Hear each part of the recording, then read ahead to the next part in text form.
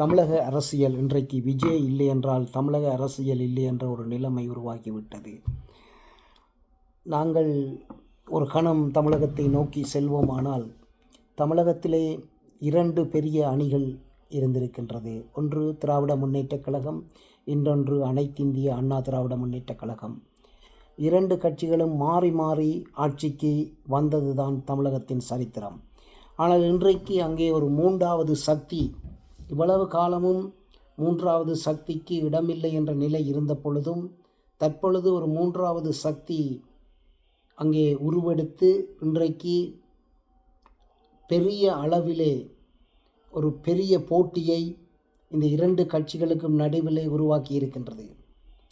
இங்கே பார்த்தோம் என்று சொன்னால் விஜய் அங்கே அந்த கரூர் சம்பவத்திற்கு அப்புறமாக திரும்பமாக விஜய் களையெடுக்க தொடங்கிய பிறகு இப்பொழுது அந்த சிபிஐ விசாரணை உச்சகட்டத்தை நெருங்கி இருக்கின்றது. அந்த உச்சகட்டத்தின் வடிவமாக சிபிஐ விசாரணைக்கு விஜய்க்கு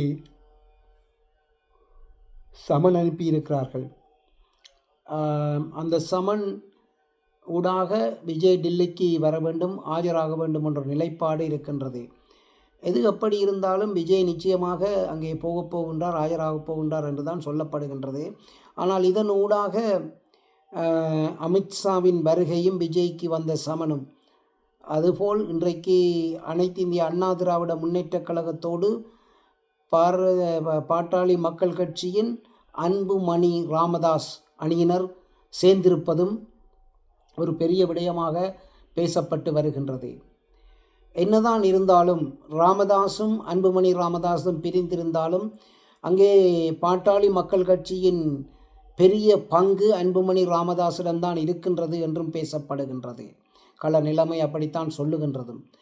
எப்படி நாங்கள் ஆராய்ந்து பார்ப்போமானாலும் விஜய் இப்பொழுது சிபிஐ விசாரணைக்கு சென்று அங்கே என்ன நடக்கப் போகிறது என்பது ஒரு பெரிய கேள்விக்குறியான விடயமாக இருந்து கொண்டிருக்கின்றது. அதனூடாக இந்த வழக்கிலே விஜயை குற்றவாளியாக்கப் போகின்றார்களா இல்லது விஜயை முற்றுமுழுதாக ஓரம் கட்டப் போகின்றார்களா என்று கூட எங்களுக்கு இன்னும் தெரியாது. உண்மையாக விஜயை குற்றவாளி ஆக்கினால் இந்த வழக்கிலே விஜய் மேல் இருக்கின்ற மக்களுடைய ஆதரவு எப்படி இருக்கும் என்பது ஒரு கேள்விக்குறியான விடயமாக இங்கே இருந்து வருகின்றது. விஜய் குற்றவாளியாக்கினால் தாவேகா என்கின்ற கட்சி இருக்குமா இல்லையா என்ற ஒரு கேள்விக்குறியாகவும் இருந்து வருகின்றது.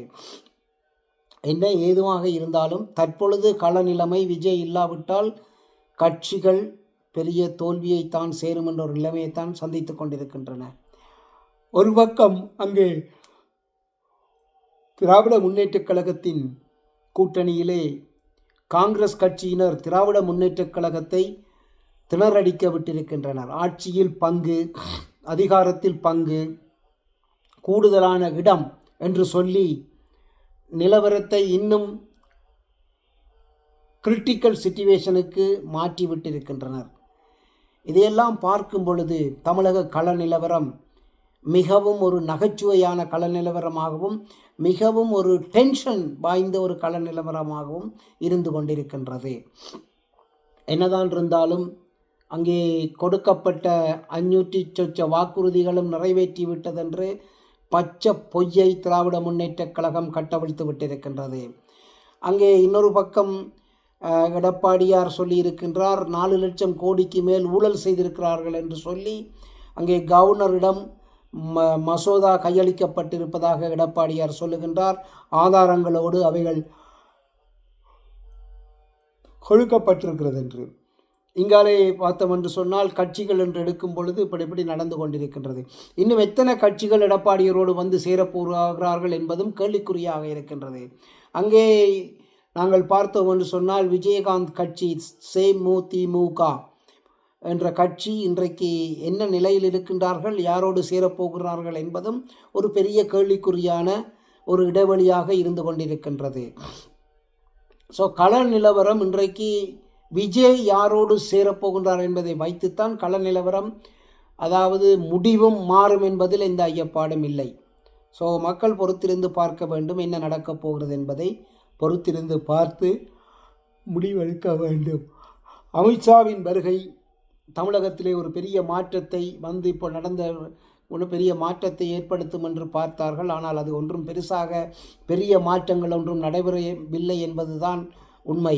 அதாவது இந்தியாவின் அரசியல் சாணக்கியர் என்று அழைக்கப்படும் அமித்ஷா தமிழகத்திலே அரசியல் சாணக்கியரின் வேலைப்பாடுகள் ஒன்றும் எடுபடவில்லை என்றுதான் தென்படுகிறது.